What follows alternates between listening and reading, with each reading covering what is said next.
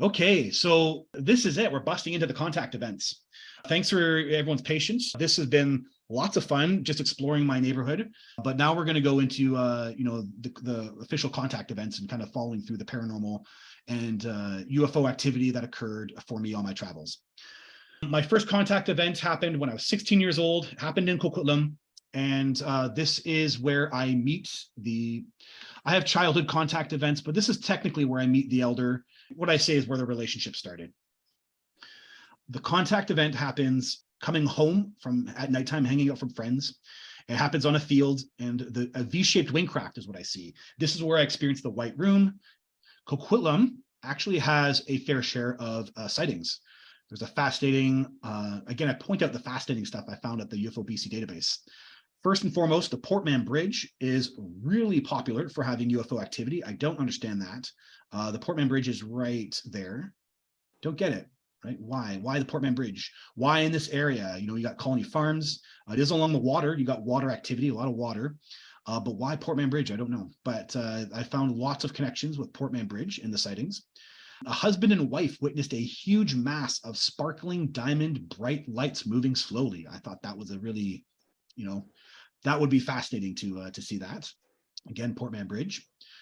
This is really fascinating. I wanted to highlight this. And the parking lot of the Staples outlet on Sequoian Drive, close to the Portman Bridge. He's actually over here. There's a commercial area. In Coquitlam, teardrop-shaped object with the thin tail trailing behind. The object suddenly shrank in size to nothing and completely vanished right in midair. Thought that was really fascinating. So, of all the reports I had for Coquitlam, no one had anything like this. This happens right in the exact areas that I have my contact events. So a woman is driving along Como Lake Road at nighttime. I drove a few blocks along Como Lake Road. So she is driving this way. She's coming down the road. That's my contact event, driving along Como Lake Road. And noticed how the traffic was light. In fact, there was no traffic. I thought that was odd. No traffic on Saturday night, 10:30-ish on Como Lake Road. At some point, so she sees an object. At some point, the object came out from the tree line from Mundy Park, approximately. So she sees something coming out over here. So it's coming out and hovered at the end of Como Lake Road and Mariner Way. Do you see how close that is? This is right here. So she's my object. I had a contact event right here.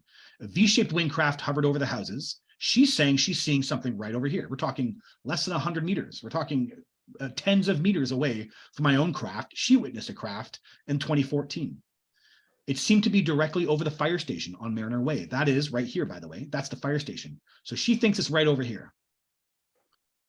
It seemed to be, it had 5-ish pulsating red lights in a horizontal position, and below the red lights in a vertical position were about 6 green lights. Together, the red lights and green lights made a half cross formation. Red horizontal and green beneath in a vertical position. At this point, I had driven about halfway down Como Lake Road and didn't understand what I was looking at, and I got a little nervous.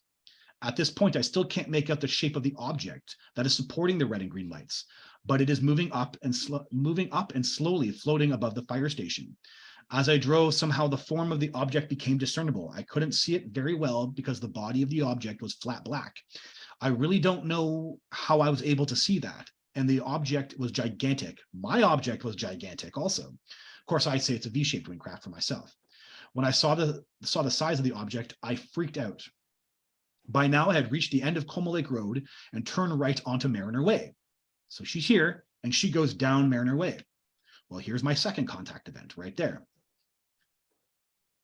So she's headed for Chilco Drive. I decided I would try and follow the object that now appeared to be following the power lines. It stayed low in amongst the trees. It's in the trees through the power lines, then it goes over my second contact event. So this object that this person sees in 2014 is tens of meters away from my first contact event, and then happens to fly directly over top of my second contact event.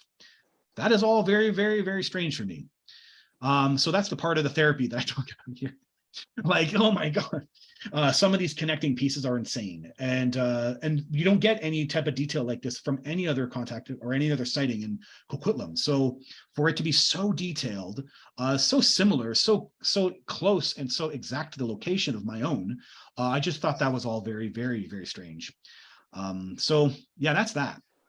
Yeah, also, Jeff, I wanted Yeah. to just say it makes you wonder whether there was more to it than just the sighting, as we always say. Oh yeah. Maybe this witness at some stage will have an unpacking of memories and find out that there was more to this sighting than she thought. Yeah, or maybe someone in the area. Maybe there was a contact event in the area we don't know about. Yeah, that's all. Yeah, you got it. Okay, when I get these memories out, guys, I just tell it as it was, right? As as honest as I could be, as transparent as I could be, not knowing any of the connecting pieces. So I knew I saw a V-shaped winged craft on that field. Well, it wasn't on the field. By the time it had taken me into the clouds and it was hanging out in the clouds, a V-shaped winged craft. Well, it turned out V-shaped wing crafts had been spotted in the area. So in 2000 in North Vancouver, someone had witnessed a V-shaped wing craft. In 2008 in Chilliwack, someone had witnessed a V-shaped wing craft. And these are the drawings provided on Vancouver ufobc, sorry. But, okay, a very, very amazing and fascinating connection. So someone observed a V-shaped wing craft, 1997 December or 1998 January. Everybody knowing my story, remember what happens to me at that time? That's the rising. So here I am. And so I always make the connection that the rising was tied to a white room, which I experienced in a V-shaped wing craft. So this sighting, which is well documented on the ufobc database. This is so well documented, actually. They did lots of interviewing, checked out all the details. The guys, like, they went through all the research, confirming, what the person saw that day. And they had all the details that they could generate. They tried to estimate the distance, right? Pretty brilliant, all from just this one sighting of this V-shaped wing craft that happened in December of 1998 or January of December of 1997 or January of 1998. Close to the Patello Bridge that crosses the Fraser River in the city of New Westminster, 7 lights in a V-shaped. Okay, 12 kilometers from me experiencing the rising, did someone witness a V-shaped wing craft that I'm saying occurred, that was me, that I'm going through the rising, which was an actual experience from a V-shaped wing craft. Also, we're talking about synchronicities here. The other connecting piece I want to make that I've never said directly in public. What is the most famous sighting of a V-shaped wing craft? Well, we're talking about the Phoenix lights. Boom, you got it. Yeah, so this is actually this is from a Reddit. This is the only, yeah, go ahead.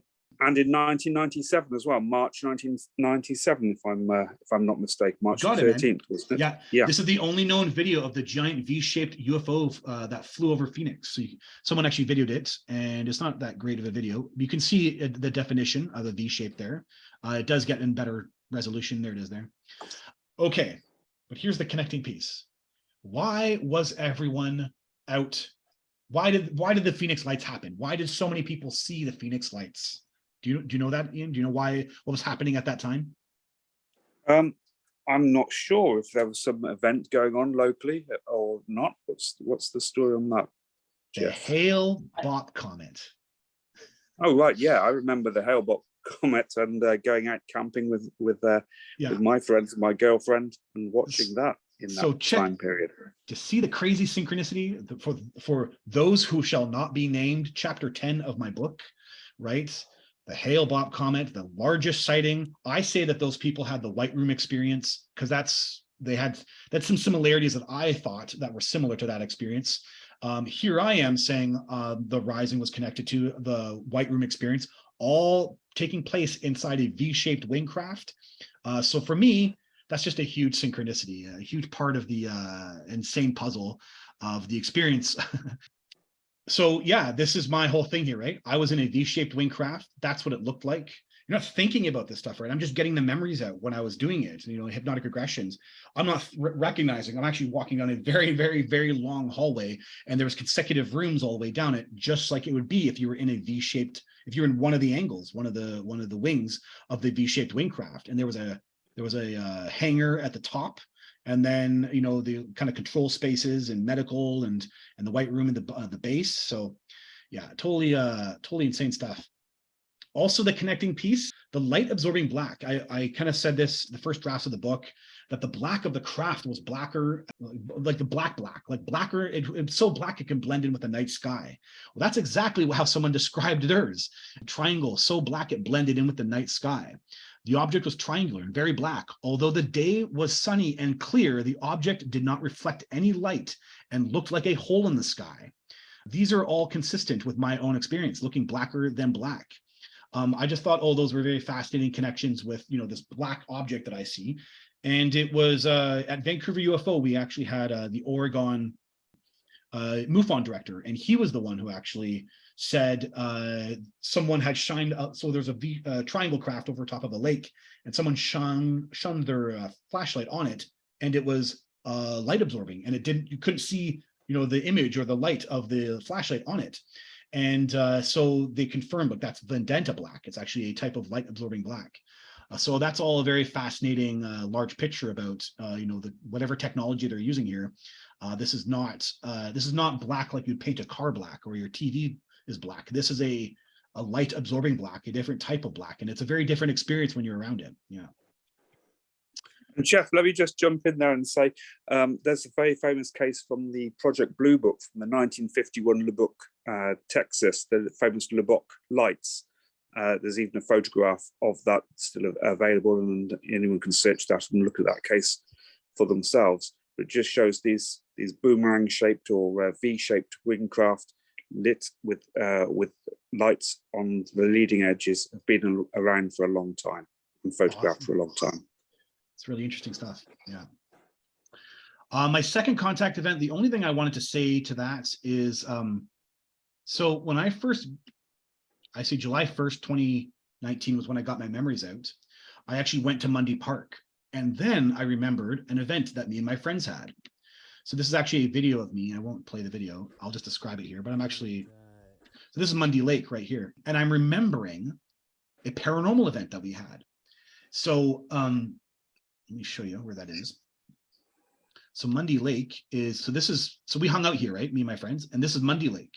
So again, on the water, and that video, I'm back here, and we were hanging out one night, and we saw a white object on top of the lake. Now it looked like it was white flat. So it looked like the city had built an extension to the dock, or a new dock. And so we didn't think anything of it. We were all hanging out there. We're all chatting with each other. It's dark at nighttime. By the way, I know it's grade 11, right? And so it was around the time I had my first contact event. I can't tell or know when, the distances between these two things, but this was around the same time I had my first contact event. And then so we're all hanging out, and then we turn and look, and it's gone. And we're all like, hey, didn't you guys all see that there's like an object in the water? And everyone was like, yeah, we all saw that. It's the only paranormal, I have so many paranormal events in my adult life. It's the only one when I'm actually having alien contact. It's so, well, except for the one I mentioned in the book, but like the paranormal events while I'm having alien contact are so light. It's so weird, the differences here. And, but I didn't even think of it as paranormal. I didn't really know what to make of it at the time. Yeah, go ahead. Yeah, let me just mention on that about the light over the lake. Now, I've just been looking at the research that's being done by Dr. Ansbro, Eamon Ansbro. He's an Irish academic, head of an observatory in Ireland, and he's been studying a loch in Ireland, which has got a lot of sightings. Now, he's got, I think he said, multiple sightings of this white light above the water. His opinion is the white light that turns up across the water is actually a portal, that they are actually seeing a portal. So it may not actually be a craft, but a portal that opens and closes. And that may fit in with what's going on in that area. The same sort of thing, a portal above water and in a like a forested area. Yeah, man. Yeah, there's I saw someone else mention someone, it was in the States somewhere, and they were using a drone to film like a pond, a small spot like that, and UFOs would come out of it. And so he was trying to get it filmed. And yeah, there's like the missing 411 connecting to water, like paranormal events connecting to water, exactly what you're saying. I even tried to figure that out. Was that what we witnessed? That because ours wasn't lit up, ours was flat. It was a flat white object. But I kept trying to figure, could that have been a portal? Is that what that, like, you don't want to speculate a portal if you don't see anything coming out of it, but it was gone. It was there and then it was gone. And it was just a flat white on top of the water. And if we're dealing with electromagnetic, is that there's got to be some kind of connection here with the water. Portals. I didn't actually do this, by the way. I meant to do this. People, you know, if you're doubters about portals, NASA, this is a great spot to put it. Portals are real, people. Hidden portals in Earth's magnetic field. We're talking electromagnetic, we're talking paranormal. Portals are all part of the picture here. They are real and they are connected to electromagnetic fields. And credible people have witnessed portals, by the way, too. So the reality that that's what we're dealing with, something like some kind of theory like that, Ian, is for me, I would actually say more likely than just a fudging of the mind by a ghost or an alien, right? Like the reality that it's something to do with portals, electromagnetic fields, a space where entities or energy or crazy beings or whatever it could be could come out of, could be very likely. Yeah, very neat, man. So that's the second contact event.